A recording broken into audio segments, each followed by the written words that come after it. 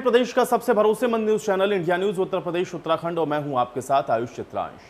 देश में कोरोना का संक्रमण कम नहीं हुआ है और खत्म भी नहीं हुआ है और ऐसे में जागरूकता और कोविड नियमों की पालना करना बेहद जरूरी है।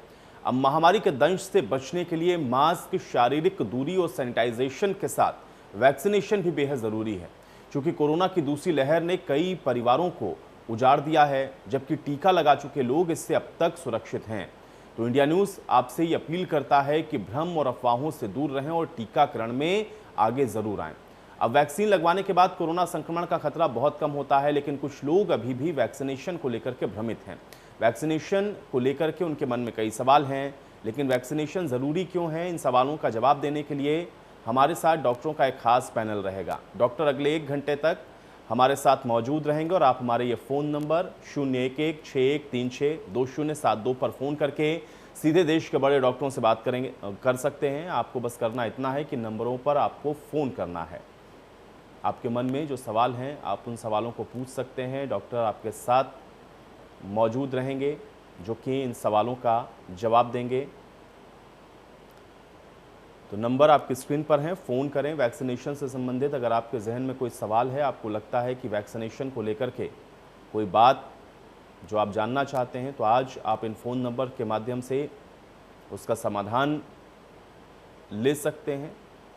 नंबर आपकी स्क्रीन पर चल रहे हैं। वैक्सीनेशन कराना क्यों ज़रूरी है और वैक्सीनेशन कराने के दौरान कौन सी सावधानियां बरतनी हैं, क्यों आपको वैक्सीनेट अपने आप को करवाना चाहिए, आपके हर सवाल का जवाब डॉक्टर देंगे।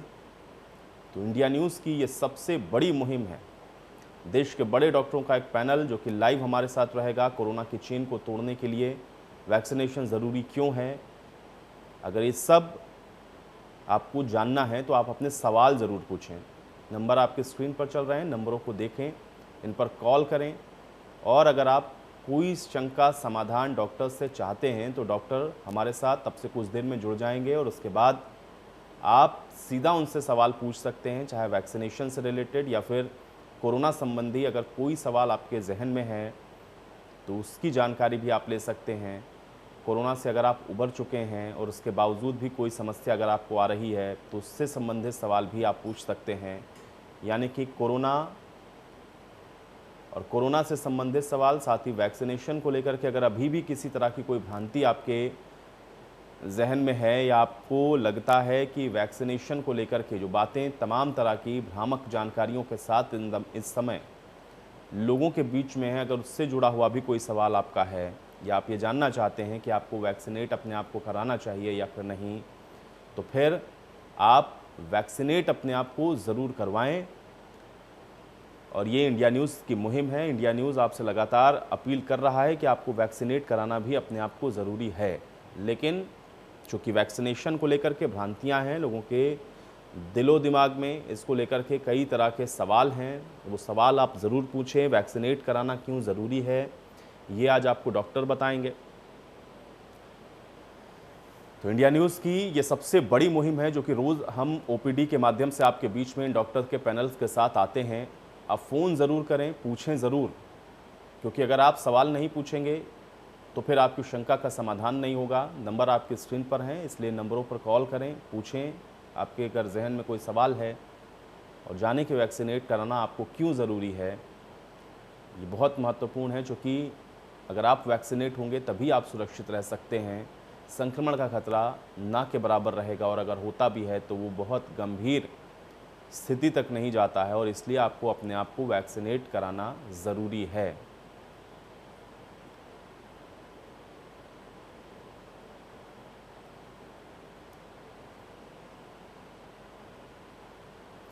और चलिए आज की इस ओपीडी की शुरुआत करते हैं। कुछ डॉक्टर्स मेरे साथ जुड़े हुए हैं, पहले उनका परिचय मैं आपके साथ करवा देता हूं। डॉक्टर हृदयेश सिंह पटेल हमारे साथ जुड़ रहे हैं, आप फिजिशियन हैं, बहुत स्वागत है डॉक्टर हृदयेश सिंह पटेल जी आपका। डॉक्टर पीके गुप्ता जी हमारे साथ जुड़े हुए हैं, पूर्व अध्यक्ष हैं आईएमए के, डॉक्टर पीके गुप्ता जी आपका भी स्वागत। और डॉक्टर एसदेव जी हमारे साथ जुड़े हुए हैं, एमडी फिजिशियन हैं, डॉक्टर एसदेव जी आपका भी बहुत स्वागत है। सबसे पहले डॉक्टर पीके गुप्ता जी मैं आपसे शुरुआत करना चाहता हूँ। हालांकि हम लोग कई बार चर्चा कर चुके हैं कि वैक्सीनेट कराना क्यों ज़रूरी है, लेकिन दर्शकों के लिए अभी भी ये जानना ज़रूरी है, क्योंकि बहुत जगह से इस तरह की खबरें आती हैं कि लोग अपने आप को वैक्सीनेट नहीं करवाना चाहते हैं या फिर तरह तरह की भ्रांतियां हैं। एक डॉक्टर होने के नाते मैं चाहूँगा कि एक बार फिर से ज़रा हमारे दर्शकों को बताएं कि आपको वैक्सीनेट कराना अपने लिए क्यों ज़रूरी है और जो भ्रामक जानकारियाँ चल रही हैं उससे क्यों उनको दूरी बना के रखनी चाहिए। डॉक्टर पीके गुप्ता जी। निश्चित तौर पे प्रश्न बहुत अच्छा है और लगातार हम लोग as a doctor health care worker जनवरी से इस मुहिम की शुरुआत हुई। हम लोगों ने सबसे पहले अपने आप को वैक्सीनेट कराया, लोगों का डर खत्म किया हम लोगों ने, और जो भी वैक्सीन उपलब्ध है उसको आगे बढ़ के लोगों को लगाना चाहिए, क्योंकि वैक्सीनेशन दो प्रकार का है, एक सोशल वैक्सीन, दूसरा vaccine real vaccine. Social vaccine का मतलब होता है कोविड अप्रोप्रिएट बिहेवियर, मास्किंग रखें, सैनिटाइज करें, भीड़ भाड़ की जगहों पर ना जाएं, और साथ में एलिजिबिलिटी है आपकी 18 साल के ऊपर है, आप 44 साल तक हैं, 45 साल के ऊपर है, आप वैक्सीनेशन जरूर कराइए। इसमें ये मत सोचिए कि कोविशील्ड है कि कोवैक्सीन है, वैक्सीन इज वैक्सीन। तो हम लोग लगातार इस प्रयास कर रहे हैं, लोगों को मोटिवेट कर रहे हैं, और लोग आगे बढ़ के चाह रहे हैं। प्राइवेट सेक्टर भी आगे आ गया है, जो जिनको लगता है कि गवर्नमेंट सेक्टर में नहीं जा सकते हैं, या उनको लगता है कि वो व्यवस्था बहुत अच्छी नहीं है, तो प्राइवेट सेक्टर में जा सकते हैं। ऑप्शंस खुले हुए हैं। अभी इसी मंथ में 1 करोड़ वैक्सीनेशन करने का लक्ष्य है प्रदेश सरकार का, और इसमें सबको भागीदारी करनी चाहिए। हम लोग लगातार मोटिवेट कर रहे हैं कि यही वैक्सीनेशन 70 से 80% जिस दिन वैक्सीनेशन हो जाएगा, जिस दिन आपकी इन्फेक्शन इंड्यूस्ड जो एंटीबॉडीज हैं शरीर में बन जाएंगे, हर्ड इम्यूनिटी आ जाएगी, आप इस पैंडेमिक से बाहर आ जाएंगे। क्योंकि आपके जीवन और जीविका दोनों का सवाल है, और इससे हम सभी परेशान हैं, क्योंकि कोविड एक महामारी का एक रूप में आया है, 100 साल बाद आया है। कहीं एक पैंडेमिक फैटिग के शिकार हो रहे हैं डॉक्टर, तो जिस दिन डॉक्टर ये पैंडेमिक फैटिग के शिकार हो जाएंगे, बड़ी समस्या आ सकती है। थर्ड वेव का अंदेशा है, लेकिन हो सकता है कि वैक्सीनेशन इतने हाई स्केल पे आ जाए कि थर्ड वेव ना भी आए, लेकिन थर्ड वेव का अंदेशा है। सरकारें प्रयास कर रही हैं, बच्चों को सबसे ज्यादा प्रभावित होने की आशंका है, इसलिए बच्चों की माएँ, स्पेशली जो 30 साल की, 28 साल की, 40 साल की जो माएँ हैं, वो उनके फादर्स, वो अभिभावक स्पेशल करके ड्राइव चल रहा है, वहाँ सबसे पहले उनको प्रायोरिटी भी मिल रही है, क्योंकि ये बच्चों को जो इन्फेक्शन आएगा वो बड़ों से आएगा। तो इसलिए जो गार्जियंस हैं, जिनके अभी बच्चे छोटे हैं, उनके बच्चे 18 साल से कम हैं, 0 to 12 ईयर्स हैं, 12 से 18 साल के, वो प्रायोरिटी पे सबसे पहले आपको वैक्सीनेट कराएं, तो उनको बाहर निकलना होता है। तो ये सब जो सामूहिक प्रयास है, इसी से हम पैंडेमिक से बाहर निकल आएंगे। और आपने देखा होगा लॉकडाउन की वजह से 1% संक्रमण आ गया, लेकिन लॉकडाउन खुला है, भीड़ देखने को मिल रही है।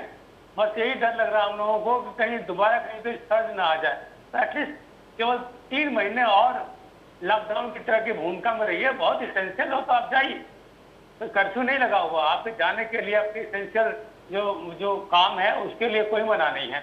लेकिन आप तफरी करने जा रहे हैं, भीड़ में जा रहे हैं, मास्क नहीं लगा रहे हैं, कोविड अप्रोप्रिएट बिहेवियर नहीं कर रहे हैं, इससे हम लोग डॉक्टर और प्रशासन सब डर रहा है, क्योंकि वायरस तो किसी को नहीं पहचानता है, इसमें पूरी डेमोक्रेसी है, आम और खास सबको प्रभावित करता है ये।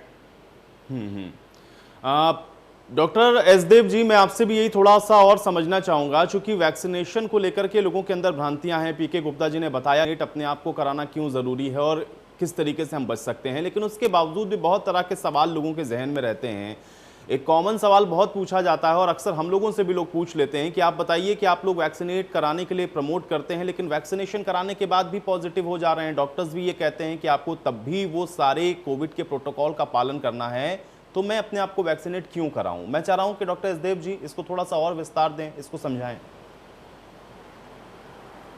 हाँ, देखिए अपने देश में पहले से ही वैक्सीन के बारे में एक भ्रांतियाँ रही हैं। कुछ भी वैक्सीन हो, स्मॉल पॉक्स का रहा हो, चिकन पॉक्स का रहा हो, मिजल्स के वैक्सीन रहे हों, पोलियो के वैक्सीन रहे हों, हमेशा एक परेशानी रही है, लोग मना करते रहे हैं। उसके बारे में भ्रांतियाँ रही हैं, तरह तरह की अफवाहें उड़ जाती हैं। कभी कभी कुछ लोग अफवाहें उड़ा देते हैं, कभी कभी अफवाहें अपने आप उड़ भी जाती हैं। बचपन में हमें याद है, जब हम छोटे थे तो हमें स्मॉल पॉक्स का टीका लगा था, मेरे हाथ में 2 टीके लगे हुए थे, तो मुझे छोटे छोटे याद है, मुझे स्कूलों में भी लगाया जाता था, छोटे स्कूलों में। तो वहाँ से कई बार बच्चे भाग जाते थे। अच्छे स्कूलों से भी बच्चे भाग जाते थे, उनके गार्जियन को सिखा के भेजते थे अगर टीके लगाने वाले आए तो ना आए। तो ये कोई नई बात नहीं है कि लोग वैक्सीन के लिए यहाँ से मना कर रहे हैं। ये अपने देश में कहीं न कहीं से थोड़ी शिक्षा की कमी है, अज्ञानता है, इस वजह से ये चीज़ें बनी हुई हैं। वैक्सीन किसी भी चीज़ के लिए एक प्रोफाइलेक्टिक मेजर्स तो है ही हैं, और दूसरा कोई तरीका नहीं है वायरस के लिए। इस वायरस का कोई भी इलाज नहीं है। इलाज का मतलब होता है कि अगर हम दवा देते हैं तो वायरस इनएक्टिव हो जाए या वो मर जाए और हम उससे ठीक हो जाएं। हमारी इम्यूनिटी ही उसको ठीक करेगी। और इम्यूनिटी कहाँ से आएगी? दो तरह की इम्यूनिटी हमारी आती है। पहली तो होती है सेल मेडिएटेड, दूसरी होती है ह्यूमोरल जिसको हम एंटीबॉडी कहते हैं। एंटीबॉडी हमारी बनती हैं या तो हार्ड इम्यूनिटी हो, शॉर्ट थोड़े इन्फेक्शन हमारे उसमें आता रहे तो उससे हार्ड इम्यूनिटी बन जाती है। दूसरा टीका से हमें बन सकती है। जो वैक्सीन हम लगाई जाती हैं वो इस समय 3 तरह की वैक्सीन हमारे पूरे विश्व में उन पर ट्रायल चल रहा है और उनमें लगाई भी जा रही हैं। तो इन तीनों का ही काम यही होता है, एंटीबॉडी बनाना।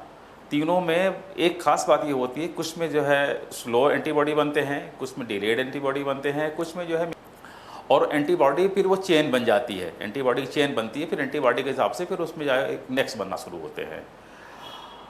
तीसरी इम्यूनिटी जो हमने कही हार्ड इम्यूनिटी से भी हम, क्योंकि ये जो ड्रॉपलेट इन्फेक्शन इसमें होता है, तो ड्रॉपलेट इन्फेक्शन की वजह से हार्ड इम्यूनिटी भी जल्दी से बनती है। अगर कोई आदमी इन्फेक्ट हो गया है और उसको सिम्टम्स अभी नहीं आए हैं तो उसमें कुछ दिन के बाद में, कम से कम 6 हफ्ते से लेकर 8 हफ्ते के बाद में उसमें एंटीबॉडी बनने शुरू हो जाते हैं। और शॉर्ट एक्सपोजर अगर होता रहता है, जो कि वैक्सीन में भी शॉर्ट एक्सपोजर ही कराया गया है। एक शॉर्ट एक्सपोजर होता है, फिर सेकंड डोज लगती है। अभी इसमें ट्रायल चल रहा है कि कहीं ऐसा भी हो कि हमें एक ही डोज लगानी पड़े, हमारी जो है एंटीबॉडी सफिशिएंट बन जाए। तो हार्ड इम्यूनिटी जब आपकी तैयार हो जाती है, वो भी एक तरह का वैक्सीनेशन है। जैसे हम लोग पहले कहते थे पोलियो दो तरह के वैक्सीन उसमें आते थे, लाइव और किल्ड आते थे। जी।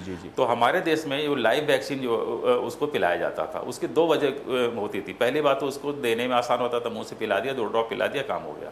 दूसरी बात, उसमें पैसिव इम्यूनाइजेशन होता था। पैसिव इम्यूनाइजेशन कैसे होता था? वो जो पेट में चले गए उसके वैक्सीन के जो वायरसेस हैं, वो फिर बच्चे जो है डेफिकेट किए, बाहर जाके जो मल त्याग करते हैं, उनसे हवा में जाते हैं। हवा से दूसरे जो नॉन वैक्सीनेटेड बच्चे हैं उनके शरीर में चले गए वो, और वहाँ से वो जो है पैसिवली इम्यूनाइज हो गए और उनमें हार्ड इम्यूनिटी डेवलप हो गई। इसी तरह से कोविड हो या दूसरी चीज़ें हैं जिसमें ड्रॉपलेट इन्फेक्शन होते हैं, वो पैसिव इम्यूनाइजेशन हो जाता है, जिसमें हार्ड इम्यूनिटी डेवलप हो जाती है। तो ये सबसे बड़ी इम्यूनिटी होती है, बहुत ही स्पेसिफिक होती है, और इसमें कहीं से ये चांस नहीं होते कि किस वायरस का है, किस म्यूटेंट का है, किस नए वेरिएंट का है। और जो हम वैक्सीन लगाते हैं स्पेसिफिक होती है। और वैक्सीन के बारे में बहुत ही क्लियर है कि this act as an lock and key के मतलब वो वायरस उसी एंटीबॉडी से, जो एंटीबॉडी बनी है उसी से एक्ट करेगा, मतलब वो एंटीबॉडी उसी से एक्ट करेगा। ये नहीं कि दूसरी चाबी से खुल जाएगा या दूसरी चाबी से बंद हो जाएगा। तो इसलिए जो कहते हैं कि भाई हम तो लगवाए थे और उसके बाद पॉजिटिव हो गए, उनके लिए ये जवाब है, तो vaccine and antibody acts and lock and की मेथड।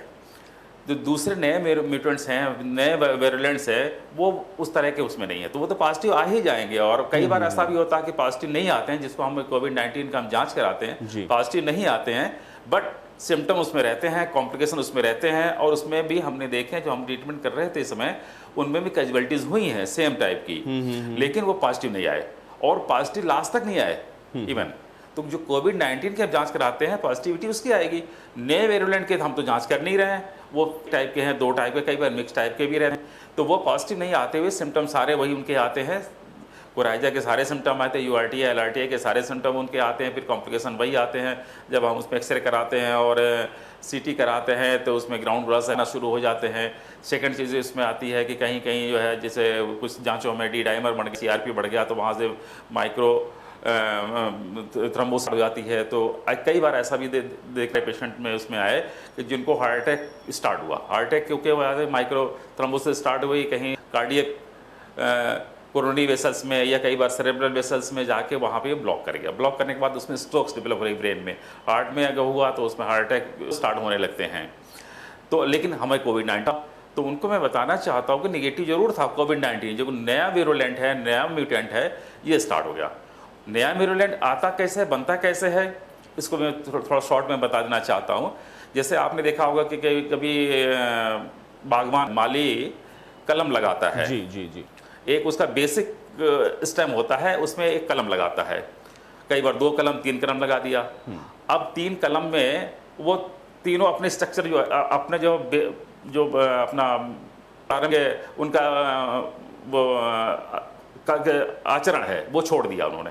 अब उसमें नए तरह के फल और फूल आने लगते हैं। कई बार आपने देखा होगा एक गुलाब की डंडी में 4-5 तरह के फूल आते हैं, लेकिन वो अपना पुराना वाला है ना नया वाला, एक नए तरह का। इसी तरह नए वीरुलेंट आते हैं शरीर में हमारे। पहले से अगर कोई वायरस है, वीरुलेंट है, और अगर जाते हैं उसका मॉलिक्यूलर बेस उसको मैच करता है, और उनकी सीक्वेंस जो होती है, जीनोमिक सीक्वेंस होती है, ATC या AUCG, ये जो सीक्वेंस अगर मैच करता है तो वो एक नए कलम की तरह काम करता है।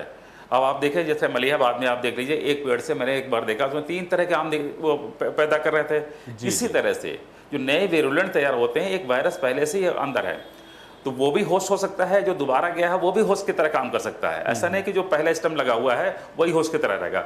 अगर दूसरा वायरस अंदर इंटर कर गया और पहला वायरस हमारा पहले था तो उसके ऊपर होस्टिंग कर लिया, और उसके जितने भी जीनोमिक वो हैं ATCG AUCG जो है, इसके अगर उस पर स्ट्रक्चर मैच करने लगते हैं, मॉलिक्यूलर वेट में मैच करने लगता है, तो एक नया कर देता है वो वायरस का। जी जी, चूँकि ये कोविड पॉजिटिव RNA वायरस है, 2 तरह का RNA वायरस है, पॉजिटिव और नेगेटिव होते हैं। तो पॉजिटिव ही स्टेन का अगर आएगा तो नया वेरिएंट तैयार हो जाता है। ये नहीं कि नया वेरिएंट कहीं से आ रहा है, कहीं आ रहा है, कोई भेज रहा है, ये सेल्फ में तैयार होता है। ये भी नहीं कि X में हुआ तो Y में भी वो दे देगा, Y में दे देगा, Y के अंदर तीसरा Z भी तैयार हो सकता है वो। तो नए वेरिएंट के सब वेरिएंट से स्टार्ट होने लगते हैं। चूँकि दवा हमारे पास में वायरसेस की नहीं है और कोविड की कम से कम एकदम ही नहीं है, तो हमारा जो बचत है वो केवल हार्ड इम्यूनिटी नंबर 1, मैं फिर भी कहूँगा हार्ड इम्यूनिटी ये नंबर 1 है। नंबर 2 वैक्सीन जरूर लगाना चाहिए। वैक्सीन से हमारे जो भी हम वैक्सीन दे रहे हैं कम से कम उससे तो हमारी बचत हो जाएगी।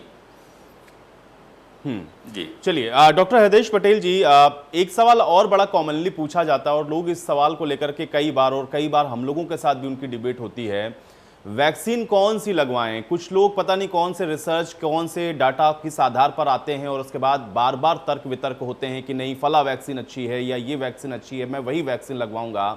ये वैक्सीन को लेकर के भी जो लोगों के अंदर मिथ हैं या जो अलग अलग तरह की भ्रम है या न जाने कहां से डाटा लेकर के आते हैं, इस विषय को थोड़ा सा अगर आप क्लियर कर पाएं, लोगों को बता पाएं, समझा पाएं कि जो वैक्सीन है उसको लगाएं, सब बेहतर है।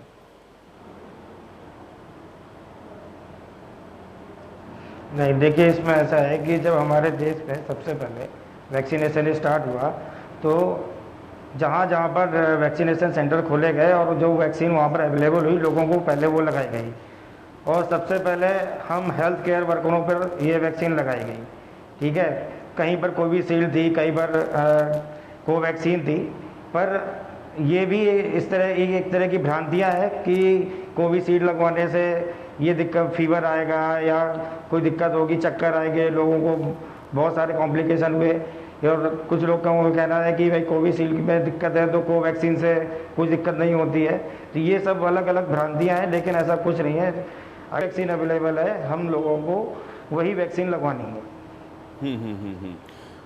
बिल्कुल। डॉक्टर पीके गुप्ता जी, थोड़ा सा और इसको विस्तार दें, चूंकि ये सवाल ऐसा है कि मुझे लगता है कि हर तीसरे चौथे शख्स के जहन में है और बहुत बार खासतौर से पढ़े लिखे वर्ग के बीच में मैंने ज्यादा सारी चीज़ों को, इन परिस्थितियों को कि फला वैक्सीन को उनको लगवाना है, एक वैक्सीन उनको ऐसा लगता है कि शायद वो उनके लिए नहीं अच्छी हो सकती है या दूसरी उससे ज़्यादा बेहतर है भी है, फिर भी वो लगवाने के लिए नहीं जा रहे हैं। थोड़ा सा और विषय को अगर समझा पाएं, कम से कम वो भ्रांति दूर हो उन पढ़े लिखे लोगों के बीच में भी जो इस तरह की बातों को करते हैं और पता नहीं कौन सा रिसर्च, कौन से डाटा के आधार पर तमाम तर्क वितर्क भी करते हैं। पीके गुप्ता जी। निश्चित तौर पर देखिए, जो पढ़ा लिखा वर्ग है ना, वो व्हाट्सएप यूनिवर्सिटी से इतने इन्फॉर्मेशन को एक्सट्रैक्ट कर रहा है, वो डॉक्टर से बात ही नहीं करते। वो तो अपनी जानकारी लेके डॉक्टर से तर्क करते हैं। ये दुर्भाग्यपूर्ण स्थिति है, हम लोग फेस कर रहे हैं इस चीज को। स्पेशली यूथ और मिडिल एज जो व्हाट्सएप से भी बहुत ज़्यादा, इंटरनेट से भी है, वो सब जानकारियाँ देके हम लोग उसे क्वेश्चन करते हैं। जी। जबकि हम लोगों को कहना है कि आपके पास कोवैक्सीन हो, कोविशील्ड हो या स्पुतनिक आने वाली है, उसके पीछे लोग पड़े हुए हैं कि हम ये लगवाएंगे, ये नहीं लगवाएंगे। डेफिनेटली आपने जो कहा कि स्लॉट खाली है, लेकिन वो कह रहे हैं वो ये वैक्सीन लगवाएंगे, जी, ये स्लॉट जी। उसका मिल नहीं होगा। ऐसा कुछ नहीं है, वैक्सीन इज वैक्सीन। हाँ, इतना जरूर है कि हमारी जो कोवैक्सीन है, इसमें अभी ट्रायल चल रहा है। अभी लास्ट फेज का जो ट्रायल है वो चल रहा है, लगातार लोगों ने इसको एक्सेप्ट किया है, इसमें स्टडी हो रही है और उसके रिजल्ट्स अच्छे आने हैं, ऐसा हम लोगों का एक एंटिसिपेशन भी है और ये इस दिशा में काम भी हो रहा है। तो कहीं से भ्रांति पालने की जरूरत नहीं है। Vaccine is vaccine. स्पुतनिक का लोग इंतजार कर रहे हैं, लोग सोच रहे हैं कि रसा से आएगा तब हम लगवाएंगे। तो ये एक तरीके से टालने की प्रवृत्ति है। ये सोच रहे हैं कि इससे बेहतर, अरे जो सामने है, कहने वर्तमान में जीना सीखिए। आज आपके पास जो वैक्सीन है उसको लगवाइए। कल किसने देखा है, किसने सोचा था कि सेकेंड वेव इस तरीके से भयावह रूप ले लेगा। तो इसलिए आपको अपना जो माइंड मैनेजमेंट है, आजकल क्या वायरस की वजह से दिमाग में बहुत से ज़्यादा भ्रम की स्थिति पैदा हो गई है। लोग लगातार अपने दिनचर्या में कहीं न कहीं सबसे ज़्यादा व्हाट्सएप पे हैं, सबसे ज़्यादा इस तरीके की खबरों के पीछे दौड़ रहे हैं। ये हम लोगों ने बिल्कुल ये बात कही है कि नहीं, आप जो है पॉजिटिव सोच रखिए और जो भी वैक्सीन आपके पास उपलब्ध हो, जो स्लॉट मिल रहा है उसको तुरंत दीजिए। क्योंकि ये तो बहुत बड़ा प्रश्न है कि स्लॉट मिलने के बावजूद भी आप नहीं जा रहे हैं और 1 करोड़ टीका लगाने का लक्ष्य है। हमारा संसाधन है, कितना महंगा वैक्सीन है, सोचिए। प्राइवेट सेक्टर में वही वैक्सीन 700, 800, 1200 रुपये है। जी जी जी। वो वैक्सीन आपको फ्री में मिल रही है। तो ये जनता को सोचना पड़ेगा। जो अफोर्ड कर सकते हैं, इसका मतलब ये नहीं, जो अफोर्ड कर सकते हैं वही सबसे ज्यादा परेशानी में आते हैं। और जहां तक वैक्सीन के बाद भी इन्फेक्शन की बात है, तो इन्फेक्शन होगा लेकिन वो बड़ा माइल्ड होगा। क्योंकि जितने लोगों ने आईसीयू में जो भर्ती हुए, उसमें डाटा स्टडी की गई तो देखा कि 90 से 98% जो लोग वैक्सीनेटेड नहीं थे। जो वैक्सीनेटेड थे उनको आईसीयू में जाने की जरूरत नहीं पड़ी। तो लेवल 1 या 2 है और होम आइसोलेशन से वो ठीक हो गए। इसका हम लोगों के पास प्रमाण है। इसलिए बिल्कुल इस भ्रम में मत रहिए कौन सा वैक्सीन लगाना है। जो वैक्सीन मिले आपको स्लॉट में, आप तुरंत लगवाइए। ये हम लोगों की सलाह है। डॉक्टर एसदेव जी, आप भी थोड़ा सा बता दें, क्योंकि मैं तीनों लोगों से, आप लोगों से इसलिए बार बार यही सवाल दोहरा रहा हूं क्योंकि लोग इस चीज को लेकर के बहुत ज्यादा आर्ग्यूमेंट करते हैं, बहुत तर्क हैं लोगों के अंदर, जो कि जिसका जिक्र मैंने किया कि स्लॉट खाली हैं लेकिन जा नहीं रहे हैं वैक्सीनेट करवाने के लिए। ऐसे लोगों को थोड़ा सा समझाएं ताकि मोटिवेट हो, उनके दिमाग से भ्रम निकले। और खासतौर से ये वो लोग हैं जो कि ज़्यादा पढ़े लिखे हैं और उनके पास न जाने कौन सी जानकारी है, कौन सा डाटा है, क्या आधार है, उसके आधार पर वो कहते हैं कि नहीं ये जानकारी दुरुस्त है और इस वजह से मैं फला वैक्सीन को नहीं लगवाऊंगा, मैं एक दूसरी वैक्सीन लगवाऊंगा, या इस तरीके की बातों को वो करते हैं। थोड़ा विस्तार दें इस बात को एसदेव जी। एक सामान्य भाषा में मैं बताऊं, अगर कोई पेशेंट को हम दवा लिखें तो वो कहे कि साहब किस कंपनी की मैं दवा खाऊं, मैंने पैरासीटामोल लिया, बोले साहब किस कंपनी का मैं खाऊं, मैं जेड कंपनी का खाऊं। तो एक अलग तरह जिसका कोई जवाब नहीं है, एक फुलिश क्वेश्चन है। और जब भी कहीं कोई चीज़ मिलती, मार्केटिंग डेवलप होती है। ये तीनों तरह के वैक्सीन कंपनियां, वैक्सीन तो ढेर सारे कंपनी जो है अपना बना रही हैं, ट्रायल भी चल रहा है और मार्केट में आ भी गई हैं, मोर देन 12 कंपनी आ गई हैं। लेकिन सभी वैक्सीन जो है कोविड-19 की ही है, उसके अगेंस्ट में ही एंटीबॉडी बनेंगे। ये नहीं कि कोविड-19 के अलावा कोई एंटीबॉडी बनाएगा। तो उसी तरह का सवाल हुआ, साहब हम इस कंपनी की दवा खाएं, इस कंपनी की लगवाएं, इस कंपनी की लगवाएं। अगर आपके शरीर में एंटीबॉडी कोविड-19 के अगेंस्ट में बन रहे हैं तो क्या फ़र्क पड़ता है कि कौन से कंपनी की है ये, अगर बन रहा है तो। और बन ही नहीं रहा तो बात आ जाती है। क्योंकि ट्रायल आगे हैं, इसके रिजल्ट्स आ गए हैं, इसके डेटाज हम लोग के पास में आ गए हैं। तो कोविड-19 के अगेंस्ट में एंटीबॉडी बनाना है तो आपके पास जब अवेलेबल जो है वही तो आप लगाएंगे। आप दूसरी जो अवेलेबल नहीं है क्यों लगाएंगे? और दूसरी अगर अवेलेबल हुई वो भी कोविड-19 के अगेंस्ट में एंटीबॉडी बनाएंगे। आपके शरीर में एंटीबॉडी बनाने से मतलब है नंबर 1। इसलिए आप ये सिलेक्शन मत करिए कि हमें ये लगानी, ये नहीं लगानी, ये मार्केटिंग हो सकती है। जी जी जी। ये इस तरह की चीज़ें हैं। कंपनियां आएंगी, लोग आएंगे और किस तरह से मार्केटिंग करते हैं। और कुछ MBAs के लोग उसमें भी इन्वॉल्व रहते हैं। हम भी MBA के लोग नहीं करें कि वो गलत चीज़ वो करते हैं, लेकिन कैसे उनका बिजनेस उसको बढ़ाया जाए, पर्टिकुलर कंपनी की चीज़ें कैसे लाया जाए, ये पब्लिक में कैसे लाला जाए। और तो और कभी कभी जो है जो डॉक्टर्स होते हैं उनमें भी कन्फ्यूज़न हुआ है। हमने देखा कि साहब ये इसकी ये है, इसकी ये, मैंने कहा भाई ये तो बताओ कोविड-19 की वैक्सीन है, उसके अगेंस्ट में एंटीबॉडी बनेगी ना। अगर एंटीबॉडी बन रही है तो क्या फ़र्क पड़ता है कि आप फाइजर की लगा रहे हैं, कोविशील्ड या कोवैक्सीन लगा रहे हैं या XYZ जो भी लगा रहे हैं, तो वो तो कोई मतलब नहीं निकलेगा। आपको मतलब है आपके शरीर में कोविड में एंटीबॉडीज बनना। डॉक्टर एसदेव जी, इसी सवाल के साथ मैं आपके पास दोबारा वापस आऊंगा। अभी फिलहाल वक्त एक सुर्खियों का है, सुर्खियों पे एक नजर डाल लेते हैं। एसोसिएट स्पॉन्सर पेट सफा आयुर्वेदिक चूर्ण, पेट सफा तो हर रोग दफा। बड़ी खबर के सह प्रायोजक हैं doctor ortho Ayurvedic oil and capsule, जोड़ों के दर्द की बेजोड़ दवा।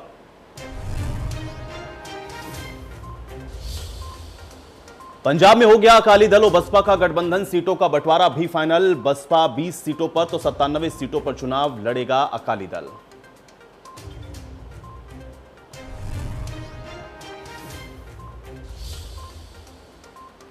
बसपा के पूर्व एमएलसी रामू द्विवेदी को पुलिस ने किया गिरफ्तार। देवरिया में शराब कारोबारी पर जानलेवा हमला का है आरोप। रामू द्विवेदी की कुंडली खंगालने में जुटी पुलिस।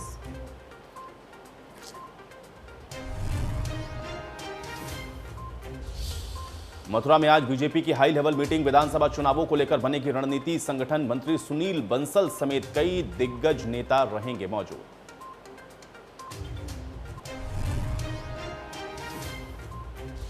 देश में कम हो रहे कोरोना के केस, नए संक्रमितों का आंकड़ा 71 दिन में सबसे कम। पिछले 24 घंटे में 84,522 नए केस आए सामने। 1,21,000 मरीज हुए डिस्चार्ज।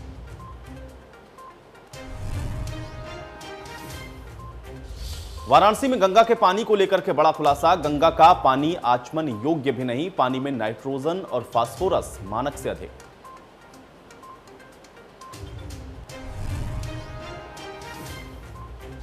और चलिए एक बार फिर से वापस ओपीडी में लौटेंगे। आज चर्चा वैक्सीनेशन पर हो रही है। देश के जाने माने डॉक्टर्स का पैनल हमारे साथ लगातार जुड़ा हुआ है। मैं एक बार फिर से चर्चा में वापस लौटूंगा। जो बात अधूरी रह गई थी डॉक्टर साहब, एसदेव जी, मैं चाह रहा हूं कि उसको थोड़ा पूरा करें और बेहतर तरीके से थोड़ा अगर आप इसको समझा पाएं, क्योंकि ये भ्रांति मैं चाहता हूं कि लोगों के जहन से जरूर निकले।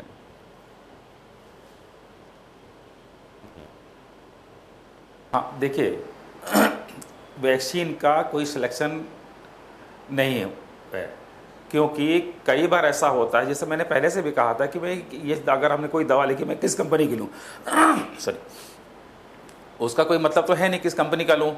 अगर वो दवा पैरास्टामॉल ही, सपोज पैरास्टामॉल है, पैरास्टामॉल का काम है बुखार को उतारना और दर्द को कम करना। तो अगर बुखार उतरता है तो जो अवेलेबल पैरास्टामॉल है वही तो आप लेंगे।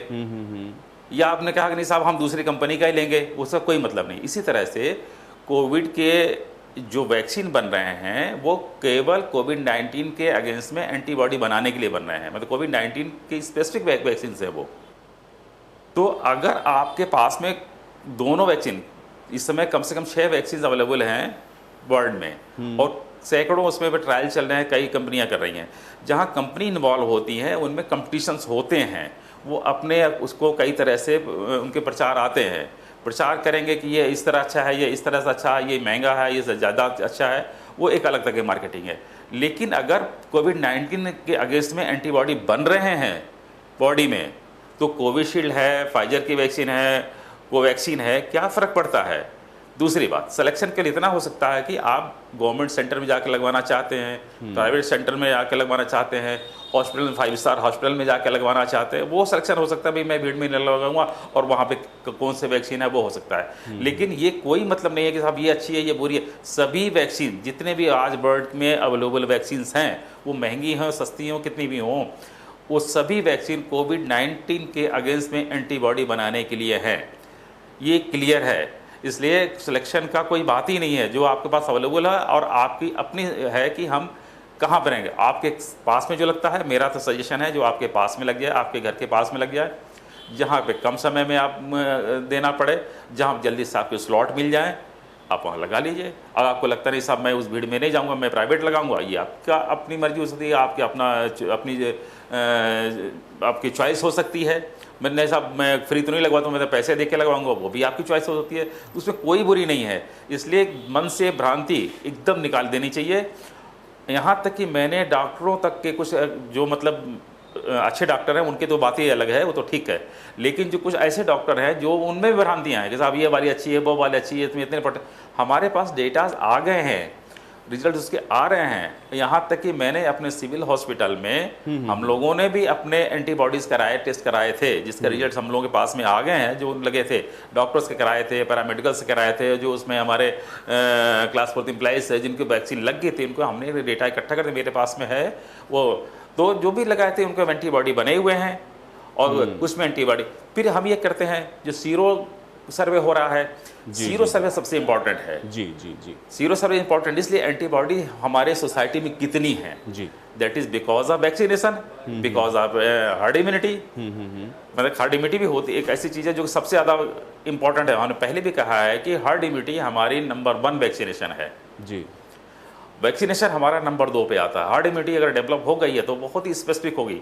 हो सकता है कि आपके शरीर में जितने नए वेरुलेंट है, जितने भी हैं, उसके अगेंस्ट में हार्ड इम्यूनिटी डेवलप होगी, एंटीबॉडी बनने शुरू हो गए, एंटीबॉडी वहाँ पे बनने के लिए उस मेमोरी में चला गया, अब एंटीबॉडी बनता रहेगा जब भी जरूरत बनेगी। हार्ड इम्यूनिटी से अच्छी तो कोई वैक्सीनेशन हो ही नहीं सकता है। और आज जो है कई बार हमने कुछ ऐसे रैंडम भी हमने कराए, अपने हॉस्पिटल में रैंडम भी कराए, तो मैं हार्ड उसमें एंटीबॉडी आए, इसमें रिएक्टिव थे, एंटीबॉडीज रिएक्टिव थी, जबकि उन्होंने वैक्सीनेशन अभी नहीं कराया है, लगाया, लेकिन उनको भी सलाह मेरी है, उनको वैक्सीनेशन उनको भी कराना चाहिए। ऐसा नहीं हार्ड इम्यूनिटी हो गई है और उस पर उनके एंटीबॉडी बन गए थे, उसको इम्यूनाइज नहीं होंगे या वैक्सीनेशन, उनको भी कराना चाहिए, बट वो एक सेफ जोन में जा चुके हैं। बिल्कुल। तो हार्ड इम्यूनिटी के बारे में हमारे यहाँ ज़्यादा उस पर फोकस करना चाहिए। और इम्यूनाइजेशन इसमें जैसे पहले भी होता रहा है, हम लोगों को उस पर रेजिस्टेंस हमको उनमें मिलता रहा है, आज भी मिल रहा है रेजिस्टेंस, उससे बहुत ज़्यादा हमें कन्विंस करना पड़ेगा, हमें उनको बिल्कुल। लेकिन डॉक्टर एसदेव जी, जो बातें आपने कही और इतना विस्तार पूर्वक समझाया है, उनकी काउंसलिंग करनी पड़ेगी, उसके आधार पर मैं ये कह सकता हूं कि कम से कम वो लोग जो कि इस बात पर तर्क करते थे, आज उनकी ये शंका का समाधान जरूर हुआ होगा, क्योंकि आप तीनों डॉक्टर ने बहुत विस्तार पूर्वक इन बातों को बताया।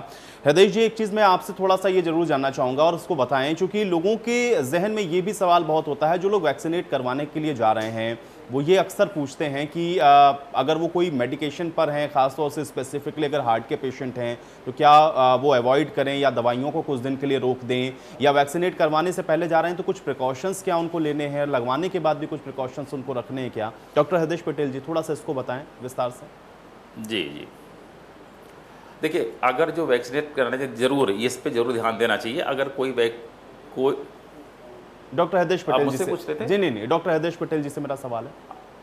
हाँ जी जी जी जी जी जी।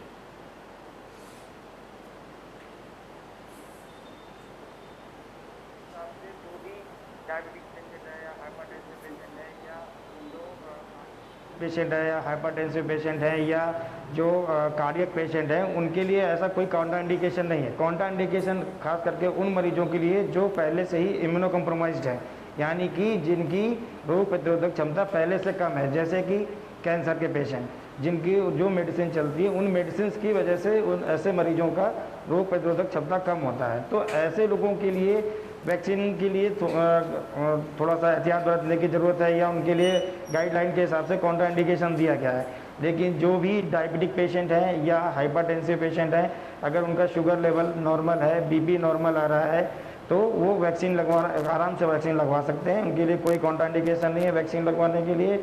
और जो हार्ट के मरीज हैं उनके लिए भी जो कोई काउंटर इंडिकेशन नहीं है। जैसे लोगों में बहुत सारी बातें होती हैं कि वो खून पतला करने वाली दवा खा रहे हैं, तो क्या इसमें वैक्सीनेशन करवा सकते हैं या नहीं। तो ऐसे लोगों के लिए मेरा यही सुझाव है कि उनको वैक्सीन लगवाने में कोई दिक्कत नहीं है, आराम से वैक्सीन लगवा सकते हैं। डॉक्टर हृदय जी, एक चीज़ और इसी में मैं जोड़ देता हूं, उसका भी समाधान कर दीजिए। खासतौर से जिनको कुछ एलर्जिक प्रॉब्लम्स हैं या कभी पास्ट में उनको रहा है, वो लोग भी अक्सर ये पूछते हैं और बहुत कॉमन ये सवाल पूछा जाता है कि मुझे किसी चीज़ से एलर्जी है या फला चीज़ से एलर्जी है, तो वैक्सीनेशन सेफ है मेरे लिए, मैं वैक्सीनेट करवाऊँ अपने आप को जा करके?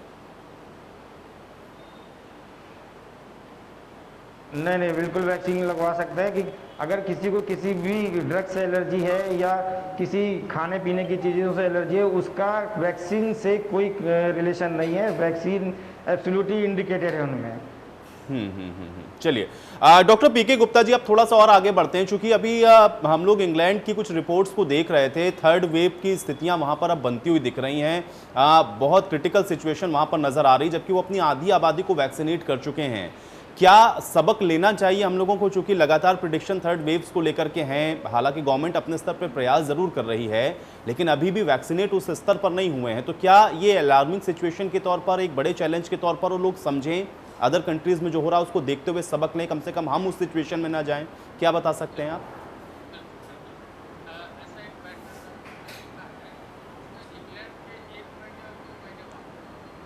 वही चीज हमारे यहाँ रेप्लिकेट होता है, तो हमें उससे सबक तो लेना ही है। इसीलिए कहा गया है कि जो बच्चों के जो माता पिता हैं वो प्रायोरिटी पर अपने आप को वैक्सीनेट कराएं, क्योंकि बच्चों का इन्फेक्शन जो है वो बहुत बड़ा एक चैलेंज हो जाएगा।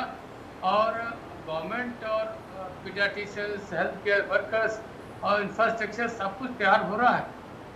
नीको और पीको यानी कि neurology intensive care unit, paediatric intensive care unit, तो हमें केयर यूनिट तो हम बना तो रहे हैं, लेकिन बेहतर हो कि हम उसको प्रिवेंट कर सकें। प्रिवेंट कैसे होगा?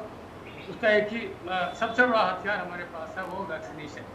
तो ये जो हमारे अभिभावक हैं जिनके बच्चे अभी स्कूल के लेवल पे हैं या छोटे बच्चे हैं, वो प्रायोरिटी में वैक्सीनेट कराएं, क्योंकि इंग्लैंड का फॉलोअप चलता है हमारे। तो ये आशंका तो है, लेकिन अगर हम सबक हमने सीख लिया इंग्लैंड से, हो सकता है कि थर्ड वेव तो आए लेकिन उसकी इंटेंसिटी उतनी ना हो।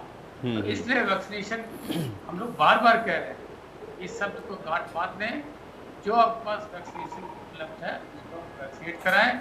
और लोगों को हमने तो ऑब्जर्वेशन में देखा, हम लोगों ने इसमें सीरो सर्वे की बात हो रही है। सीरो सर्वे में क्या है कि जब आप ब्लड से कोविड एंटीबॉडी टेस्ट करते हैं तो उसमें देखा गया है कि मैक्सिमम लोगों को कोविड एंटीबॉडी पॉजिटिव आया है, स्पेशली वो लोग जिन्होंने वैक्सीनेट कराया है, वो लोग जो कभी एक्सपोजर जिनको हो गया। तो कहीं ना कहीं वैक्सीनेशन का आपके पास एक डॉक्यूमेंट्री प्रूफ भी आ रहा है। सीरो सर्वे सरकार की तरफ से हो रहा है, कुछ इंस्टीट्यूशनल लेवल पे हो रहा है। इसमें लोग जो है वैक्सीनेशन कराने के 2 हफ्ते बाद अपना ब्लड सैंपल अगर लैब से करा के देख रहे हैं तो उसमें एंटीबॉडी का लेवल बढ़ा हुआ आ रहा है। ये अपने आप में एक फील गुड है। इसका मतलब ये नहीं कि आप जो है बिल्कुल कोविड एप्रोप्रिएट बिहेवियर ना रखें। एंटीबॉडीज आपके बने हैं, इसलिए आप अपने आप को कॉन्फिडेंट महसूस कीजिए और साथ में एक जो है कोविड एप्रोप्रिएट बिहेवियर के साथ साथ अपनी लाइफ को कंटिन्यू कर सकते हैं। लेकिन वैक्सीनेशन की तरफ आपको जरूर आगे बढ़ना है। लेकिन डॉक्टर पीके गुप्ता जी, एक चीज़ और भी लोग बड़ा इसके साथ जोड़ते हैं और कॉमनली ये भी बड़ा पूछते हैं, हालांकि जो लोग पढ़े लिखे ज़्यादा हैं उनके ही ये सवाल इस तरीके के ज़्यादा होते हैं। जो नए वर्जन आ रहे हैं या जो नए म्यूटेशन के तौर पर हम लोग देख पा रहे हैं, ये हम जो अपने आप को वैक्सीनेट करवा रहे हैं, क्या ये उससे लड़ पाएगा या कारगर है? क्या स्टडीज़ के तौर पर आप कुछ बता सकते हैं? कुछ रिसर्च है, कोई डाटा आप लोगों के पास भी, क्या इस आधार पे आप बता पाएँ, ऐसे लोगों को समझा पाएँ? क्योंकि वो ये कहते हैं हमने वैक्सीनेट तो करवा लिया, अगर नया कोई वर्जन आ गया तो हम अपने आप को कैसे सेफ फील करें? नहीं, देखिए, म्यूटेशन तो इसकी प्रकृति होती है। ये आरएनए वायरस होता है, इसका म्यूटेशन इसकी प्रकृति होती है, लेकिन उसकी जीन सीक्वेंसिंग से स्टडी भी हो रही है। कहीं ना कहीं उसको वैक्सीनेशन में इस चीज़ को इनकॉर्पोरेट भी किया गया था शुरू से, क्योंकि ये आरएनए वायरस है, उनको पता था कि ये म्यूटेट करेगा। तो जब जो वैक्सीनेशन की जो टीम थी, जो रिसर्च स्कॉलर्स थे, डॉक्टर्स थे, वैज्ञानिक थे, उन्होंने इस चीज़ का संज्ञान लिया था कि म्यूटेशन होगा। म्यूटेशन के बाद ये वैक्सीन प्रभावी होगा कि नहीं होगा? बिल्कुल प्रभावी होगा। हाँ, म्यूटेशन की वजह से अगर इन्फेक्शन आता है तो उसकी तीव्रता कम होगी, वो इंटेंसिटी नहीं आएगी। अगर दो ग्रुप बना दिया जाए कि एक वैक्सीनेटेड है और दूसरा बंदा वैक्सीनेटेड नहीं है, तो जो म्यूटेड वायरस है और जो वैक्सीनेटेड नहीं है वहाँ पे ज़्यादा इफेक्ट करेगा। जी, उनको ज़्यादा सीवियर प्रॉब्लम आएगी, उनको आईसीयू में जाने की जरूरत पड़ सकती है, लाइफ के प्रति कैजुअलिटी हो सकती है। जो वैक्सीनेटेड है उसको बीमारी की तीव्रता निश्चित तौर पर कम होगी। ऑब्जर्वेशन में आ रहा है, लोगों ने इस चीज़ को देखा है, इसलिए उस भ्रांति को निकाल दें। वेरिएंट आएगा तो देखा जाएगा। आप भविष्य की चिंता कर रहे हैं, वर्तमान को आप जो है अवॉइड कर रहे हैं। वर्तमान आपके पास ये है कि बृहद स्तर पर वैक्सीनेशन के प्रति सरकार सजग है और 1 करोड़ लगाने का लक्ष्य है। इसमें आप लोगों की भूमिका बहुत है। हम लोग तो मोटिवेट कर ही रहे हैं, गांव-गांव में जो भ्रांति है उसको भी दूर करने का प्रयास कर रहे हैं और साथ में जो धर्म गुरुओं को और लोकल लीडर्स को इन्वॉल्व करने की जरूरत नहीं है, जो इन्वॉल्व करने की जरूरत है। और जो लोग वैक्सीनेशन के प्रति कुछ नेगेटिव सोच रखते थे वो लोग भी वैक्सीनेशन करवा रहे हैं। इस समय ऐसा नहीं है, अभी पॉजिटिव माहौल है और लगातार एक सामूहिक प्रयास से एक पैंडेमिक। डॉक्टर पीके गुप्ता जी, एक चीज़ थोड़ा सा और मैं इसमें जानना चाहूँ, चूँकि अभी कुछ हाल ही में हम लोगों ने देखा कुछ इस तरह के वीडियो वायरल हुए हैं। वाराणसी की एक इस तरीके की खबर भी आई थी कि एक शख्स वैक्सीनेट करवा के अपने आप को आया और उसके बाद उसके अंदर चुंबकीय जो एक तरीके का हम कह सकते हैं कि जो बिहेवियर है वो शुरू हो गया। उसके हाथ में सिक्के चिपक रहे थे, वो अपने ऊपर सिक्का चिपका रहा था और कह रहा था कि ये मैंने वैक्सीनेट अपने आप को करवाया, उसके बाद से मेरे साथ ऐसा हो रहा है। इस तरीके की चीज़ें हैं या फिर इसको हम फेक मान करके या कुछ और कारण हो सकते हैं इस तरीके से मान के चलें, क्या ऐसा हो सकता है? नहीं, वैक्सीनेशन से इसका कोई संबंध नहीं है। ये उसका मानसिक विकृति, उस तरह की कोई प्रॉब्लम और हो सकती है। वो साइको, आजकल तो साइकोपैथ घूम रहे हैं कम्युनिटी में। ये बहुत बड़ा एक चैलेंज है, लोग एक्सेप्ट नहीं कर रहे हैं। नेगेटिविटी बहुत ज़्यादा है कोविड वायरस के बाद, कोविड इन्फेक्शन के बाद हम सब लोग उसको फेस कर रहे हैं। छोटी छोटी गलतियों को लेकर लोग हेल्थ केयर वर्कर से जो है आर्गुमेंट कर रहे हैं। डॉक्टर से अगर कोई रिपोर्ट में कुछ वेरिएशन आ रहा है,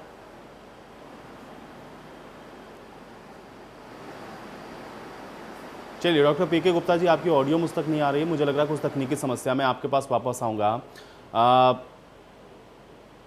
डॉक्टर एसदेव जी, मैं आपके पास आ जाता हूँ। डॉक्टर एसदेव जी, मुझे एक चीज़ और बताएं, खासतौर से चूंकि बच्चों को लेकर के अभी यहाँ पर जिक्र हुआ, वैक्सीनेशन अभी बच्चों का किस हम लोग कब तक इंतजार करें, चूंकि पेरेंट्स इस बात को लेकर के बहुत ज़्यादा आशंकित भी हैं, बहुत ज़्यादा परेशान भी हैं, कंसर्न भी रहते हैं। एक तो बच्चों को लेकर के वैक्सीनेशन की स्थिति इस समय क्या है, कब तक आने की संभावना है, अगर इस विषय को अगर आप बता पाएँ, और दूसरा अगर नहीं भी वैक्सीनेट अभी हम कर पा रहे हैं तो बच्चे को सेफ और सिक्योर कैसे रख सकते हैं? डॉक्टर एसदेव जी। देखिए, एक तो पहले जो आपके प्रयास जो चल रहा है इसकी मैं सराहना करता हूँ।